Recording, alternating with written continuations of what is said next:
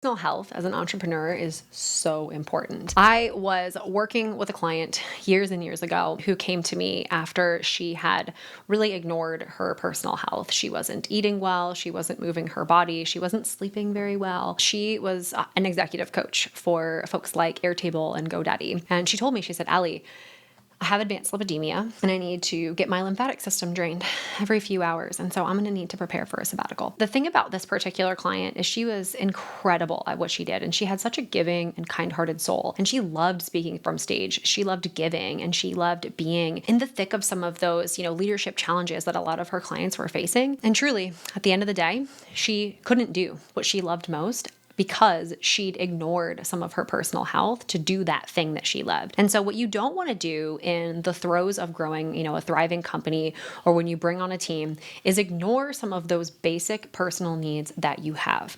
I know so many entrepreneurs who are burning the candle at both ends in the middle, who are staying up till 2 o'clock in the morning to fulfill on projects, or waking up super early to get all that work in, and they just move through their day, putting out one fire to the next. They, quickly fill their body with things that are easy to consume, whether that's eating out or whether that's drinking lots and lots of coffee, and just really recognizing what your body and your mind need in that time is that honestly, it needs the very best of us. It needs our absolute full attention. And so there are seasons, of course, as you guys probably know, of business ownership and growth that are tougher than others. And so that means that we may need to ratchet back our actual involvement in other things. That might mean watching less TV. It might mean actually sleeping more because you need to be sharp. It might mean going out and going for a walk midday so that you can kind of clear your brain and digest some of that stuff. So I'm going to talk about a couple of things that we can do to make sure that we feel like we're firing on all cylinders. This does not come from a place of judgment. I know a lot of people who are working through their own specific needs as it relates to their personal, their mental health, and their physical health. It is so critical, though, that we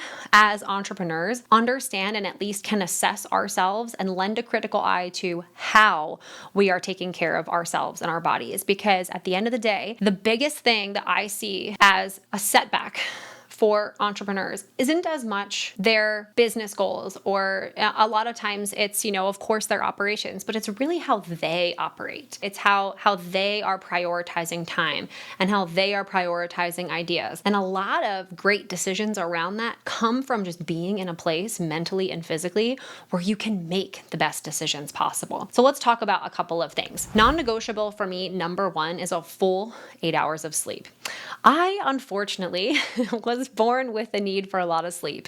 My husband, who was in the military for years, he can function on basically little to no sleep. It is a superpower of his. When we were early stages, raising our babies and they weren't sleeping very well, he was instrumental in that process. He was lifting me up and he was helping and all the things through the night because he can function on little to no sleep. And I, however, am totally brain dead if I do not have the correct amount of sleep. And that is something that I've noticed has carried into not only my personal health, but my business ownership and my leadership as a mom inside of my home. So being able to have that full 8 hours sleep is absolutely critical. And I think it affects so many other things. There was a couple of months ago, I went down several rabbit holes as it related to sleep.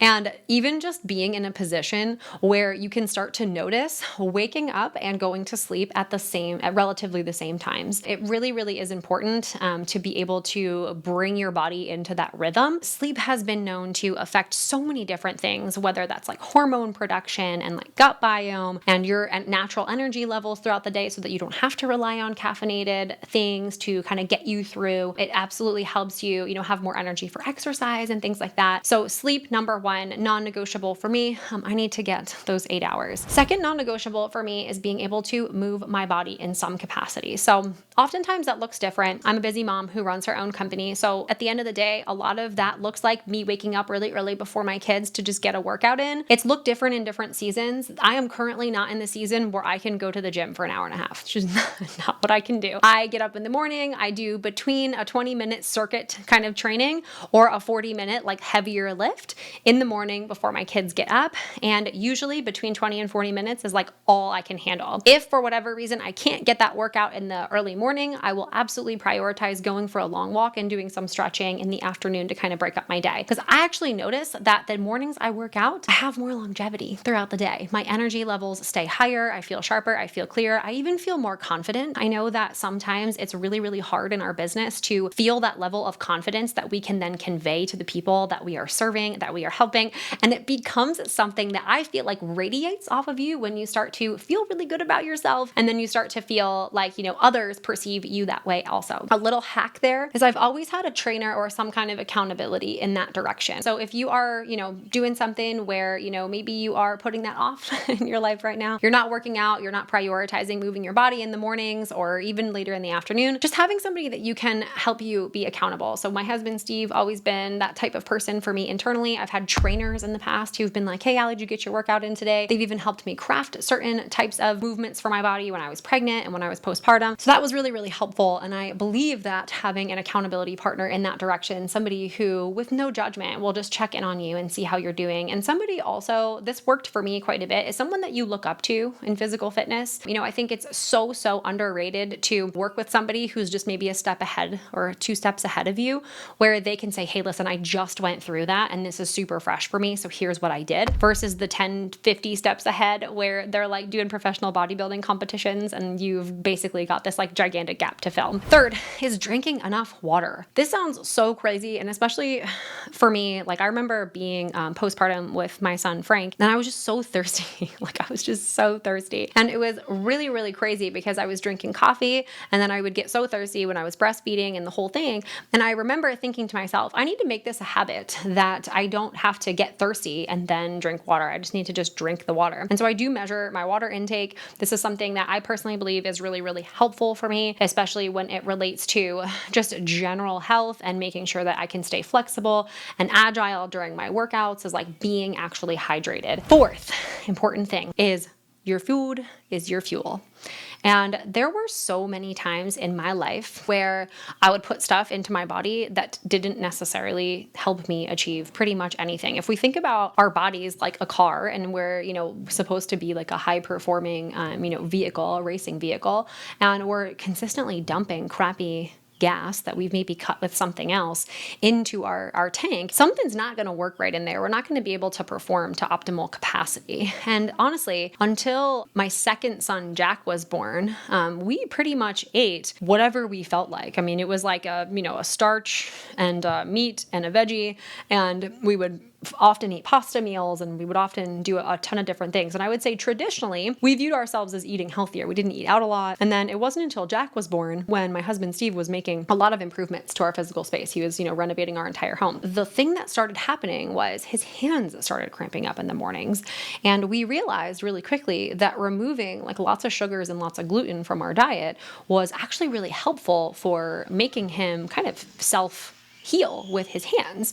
And so we were wondering, like, is this rheumatoid arthritis or any of those types of things? And so food is really, in a lot of ways, medicinal, right? Like you can actually treat different things in your body by giving yourself more or less of particular, nutrients via your food. We've done a lot to cut out a lot of sugar. We don't drink soda. We don't eat a lot of pasta or things that turn into, sugars inside of our body. But it's challenging sometimes to consider, like, we're really, really attuned with what does and does not agree with our body. And I think we don't do that often enough. I remember, without sharing way too much information, like when I was younger, I remember that like it was just a thing that like I was always bloated. I was like, oh, I guess this is just how I live my life or how my body processes things. And I remember thinking after we started cleaning out our diet, I was like, I can't believe I lived a lot of my life feeling bloated and feeling like I had to like hide my stomach or like whatever else because I was just like so bloated from the things that I was eating. And you realize how much energy it gives you, and you realize how much you can make better, more confident decisions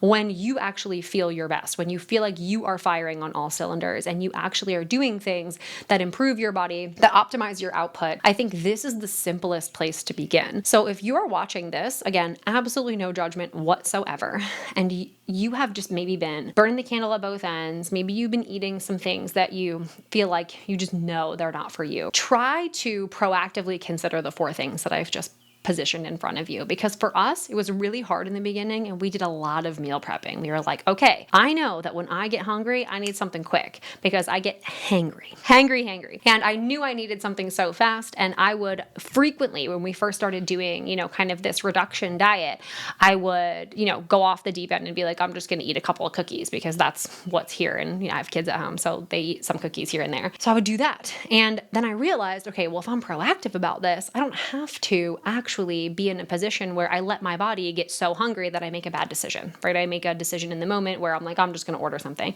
And it feels really, really empowering when you can kind of take control over some of that stuff. I know that diet, exercise, mental, physical health is so nebulous in terms of like everybody has their own things that they're working through. But this has personally been what's been working for me from a physical health perspective. It's also improved my mental health significantly. I feel more confident. I feel more clear. And it really does help me sustain my energy throughout the day for all the decisions and all the things that I need to actually be working on throughout the course of a day, leading a team and growing a company and actually being a mom to my kiddos. So I hope that was helpful. I hope this is encouraging and maybe the tough but also gentle talk that maybe some of you needed to get started in the right direction, because ultimately at the end of the day, like your health being really, really aligned is going to radiate. It's going to affect almost every single thing that you do in your personal life, with your personal relationships, with your family and your kids and your spouse. It'll also help your business and the way that you relate to your team, the way that you're perceived in the marketplace, right? You actually walk up to somebody and you see that they take care of themselves. In my opinion, it makes them more confident that you can take care of them. These are the types of things that, in my opinion, are almost immeasurable in value, right? When you can really get this down and get this right. So I hope that was helpful for you, and I'll see you guys next time.